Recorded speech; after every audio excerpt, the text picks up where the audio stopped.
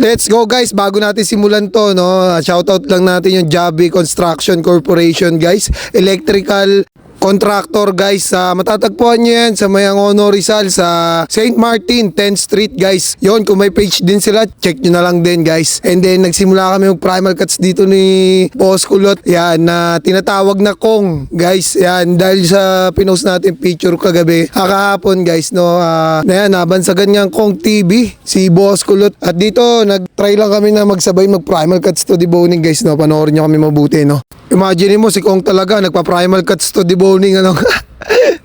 Ayan, ano, nagtatanggal na kami dito ng ham leg mga kapatid sa may 2 joint. Panoorin nyo lang kami mabuti dito mga kapatid. At syempre gusto ko lang din i-shoutout si Glenn Bilonyo from Davao J. Dunt Training Center guys, by Helping Hands. Yan, maraming salamat po at shoutout po sa inyo dyan sa lahat ng mga taga Davao. Okay, syempre maraming salamat din sa lahat ng followers natin mga kapatid. Yan, laging solid na solid talaga yung mga followers natin, no. Tumatawag pa nga sa akin yung dati nating instructor sa TESDA na si Sir Reginaldo de Rojas. Yon, at nabalitaan nga natin na mayroon tayong followers na hawak niya ngayon ng mga estudyante niya sa slaughtering operation NC2 at talagang idol natin yan si Sir Reginaldo de Rojas mga kapatid. Napakabait niyan at napakagaling talaga magturo niya ni Sir Rocky, komedyante pa, no. Shoutout sa lahat ng mga estudyante niya ngayon. RG Jans First Batch 2024, maraming salamat po sa pag-follow sa atin at pagsubaybay. Shoutout po sa inyo dyan. Lagi lang po tayo mag-iingat sa mga ginagawa natin. Yan, tuloy-tuloy lang sa pangarap. Sabi nga ni Sir Reginaldo de Rojas, walang titigil, tuloy-tuloy lang. At syempre sa lahat ng kabatch ko ng slaughtering operation NC2, nasan man kayo sulok ng mundo ngayon, shoutout sa inyo at lagi tayong mag-iingat mga kapatid. Okay, at dito tapusin natin tong primal cuts to deboning dito mga kapatid. At nagde-debone na ako dito ng ham leg. Tinatanggal ko na dito yung bias. Ayan, panoorin natin mabuti kung paano natin tatanggalin yung bias na yan guys.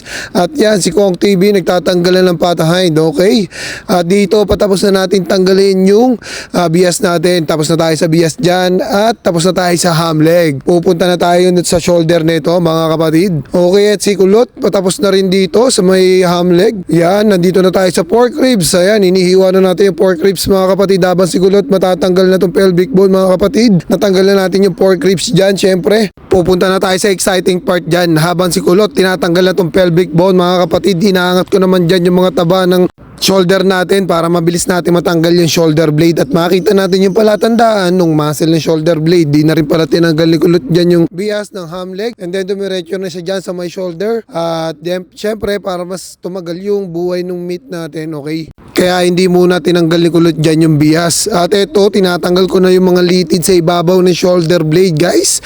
At ito yung mga ituturo natin sa mga first timer na pupunta sa atin guys. Ito yung pag-aralan natin ngayon. Tinatanggal ko na yan guys. So naiangat ko na kasi dyan yung soft tissue and then iniwa ko yung layer. Ayun, tinatanggal ko yung mga litid. At ayan na nga, inahata ko na pa unti-unti mga kapatid. Habang si Kulot natanggal na dyan yung pork ribs. At inuunti-unti ko naman dito tanggalin yung mga litid pa na nakadikit sa ibabaw ng shoulder blade. Okay, para mas mabilis na natin matanggal yung shoulder blade na yan mga kapatid. Basta may nakikita pa kayo mga nakadikit na litid sa ibabaw ng shoulder blade, hiwain nyo ng hiwain guys pag hindi nyo kayang hatakin, okay? At nung nakita ko malinis na yan, hiniwa ko na yung mga litid na nakadikit sa gilid ng shoulder blade. And then hiniwa ko yan sa ilalim guys. Yung kinayas ko yung gilid ng shoulder blade dyan, yung ilalim ng gilid ng shoulder blade, and then hatakin na natin yan. At nung naramdaman ko dyan medyo matigas pa ng konti, talagang ginamita ko na ng puwersa yan, okay? Ayan, hinata ko hanggang baba, oh. Ayan, that's may nakadikit pa laman sa gilid. Tinula ko na lang yan saglit, okay? At tanggalan natin yung shoulder blade na yan, okay? Pinutol ko na lang dyan yung nakadikit na litid. At dito naman tayo sa may pata front guys. Pinaikutan ko lang ng hiwa yung pata front na yan, okay? Habang tinatanggal dyan ni Kulot yung mga litid na nakadikit sa shoulder blade dyan, okay? Tinatanggalan ni Kulot dyan. At nung natanggalan ni Kulot dyan, papaikutan niya na ng hiwa yan. Ganyan lang magtanggal ng shoulder blade si Kulot. Habang tayo dito, pinaikutan na natin ng hiwa yung pata front. Yan, papantay nyo lang sa sigo yan, okay? Pagka naipantay nyo yan, hiwain nyo lang pababa yung mga laman mga kapatid. At si Kulot dito, hinahatak yung shoulder blade. May mga nakadikit pan laman mga kapatid. At medyo nahihirapan dito ng atakin ni Kulot ang shoulder blade. Ayan na, paikot-ikot, dinurog-durog. Ayan, ang laman ng kasim natin. Hinahatak ni Kulot, hirap na dito si Kong TV. Yan, matatanggal na rin yung shoulder blade mga kapatid. Habang inaayos natin dyan yung shoulder natin, tong ham leg. At syempre, tapos na dito. Tayo mag-primal cuts to deboning. Panoorin natin si Kulot dito matapos mga kapatid. Na binabansag ang Kong TV ng Angono Rizal, ano? At syempre, tapos na tayo dito guys, si Kim Jo TV mga kapatid.